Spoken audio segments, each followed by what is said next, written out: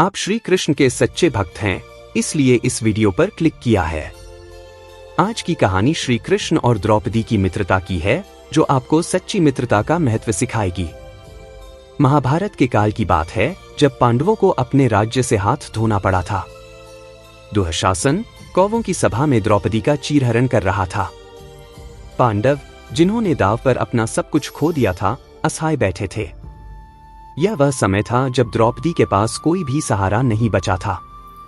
वह हताश होकर केवल एक ही नाम पुकार रही थी, श्री कृष्ण। द्रौपदी का दिल भारी था। उसके मन में यह प्रश्न बार बार उठता कि आखिर वह क्या करे। सभा में उपस्थित सभी लोग मौन थे और कोई भी उसकी सहायता के लिए आगे नहीं आया। द्रौपदी ने अपने दोनों हाथ जोड़कर आंसुओं से भरी आंखों के साथ श्री कृष्ण को पुकारा। उसकी पुकार इतनी गहन थी कि वह सीधा श्री कृष्ण तक पहुंची। द्रौपदी आंसुओं में डूबी आवाज में पुकारती हुई, हे गोविंद, हे माधव, आप ही मेरी आखिरी आशा है। मुझे इस अपमान से बचाइए। अगर आप नहीं आए तो मेरी लाज लुट जाएगी। श्री कृष्ण मुस्कुराते हुए दिव्य आवाज में कहते हैं, द्रौपदी, मेरी प्रिय सखी, चिंता मत करो। तुम्हारी लाज मेरी जिम्मेदारी है। मैं तुम्हें इस अपमान से बचाने आ रहा हूं। श्री कृष्ण ने अपने वचन को निभाते हुए अपनी दिव्य शक्ति से द्रौपदी की साड़ी को इतना लंबा कर दिया कि दुशासन उसे खींचते खींचते थक गया, लेकिन द्रौपदी का चीर समाप्त नहीं हुआ। वह दृश्य चमत्कारिक था और सभी उपस्थित लोग इस अद्भुत घटना को देखकर चकित रह गए। दुशासन की शक्ति नाकाम हो गई और वह थक कर चुपचाप बैठ गया। दुशासन हैरानी से हंफते हुए कहता है, यह कैसे हो सकता है? इस स्त्री का चीर कैसे समाप्त नहीं हो रहा? यह कोई साधारण स्त्री नहीं हो सकती।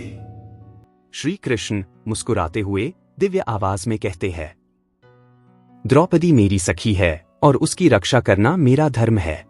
कोई भी शक्ति उसे अपमानित नहीं कर सकती। चमत्कार के बाद द्रौपदी के आंसू सूख गए और उसका चेहरा खिल उठा। उसे विश्वास हो गया था कि श्री कृष्ण ने उसकी पुकार सुन ली है और उसकी रक्षा की है। इस घटना ने केवल द्रौपदी को ही नहीं, बल्कि पूरी सभा को भी यह सिखाया कि श्री कृष्ण अपने भक्तों की रक्षा करने में कभी पीछे नहीं हटते। उन्होंने एक बार फिर सिद्ध कर दिया कि जब भी उनके भक्तों पर संकट आता है, वह बिना किसी विलंब के उनकी सहायता के लिए आते हैं। यह घटना केवल द्रौपदी की लाज बचाने की नहीं, बल्कि सच्ची मित्रता की भी गवाही थी। श्री कृष्ण ने यह सिद्ध कर दिया कि सच्चे मित्र कभी भी कठिनाइयों में अपने मित्रों का साथ नहीं छोड़ते, चाहे परिस्थिति कैसी भी हो। द्रौपदी आभार भरी नजरों से, श्रद्धा से भरी आवाज में कहती है, हे कृष्ण, आपने मेरी लाज बचाकर मुझे एक नया जीवन दिया है। मैं आपको धन्यवाद कहने के लिए शब्दों की कमी महसूस कर रही हूँ।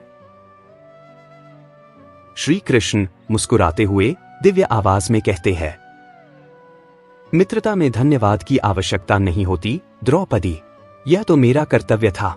सच्ची मित्रता में स्वार्थ का कोई स्थान नहीं होता। मित्र के लिए जान भी देनी पड़े तो वह भी कम है। यह घटना हमें सिखाती है कि सच्ची मित्रता में स्वार्थ के लिए कोई स्थान नहीं होता। श्री कृष्ण और द्रौपदी की मित्रता एक ऐसी मित्रता थी जो समय की कसौटी पर खरी उतरी। यह कहानी हमें प्रेरित करती है कि हम अपने मित्रों के साथ भी ऐसे ही निस्वार्थ और सच्चे रिश्ते बनाए रखें। चाहे परिस्थिति कैसी भी हो, सच्चा मित्र हमेशा अपने मित्र के साथ खड़ा रहता है।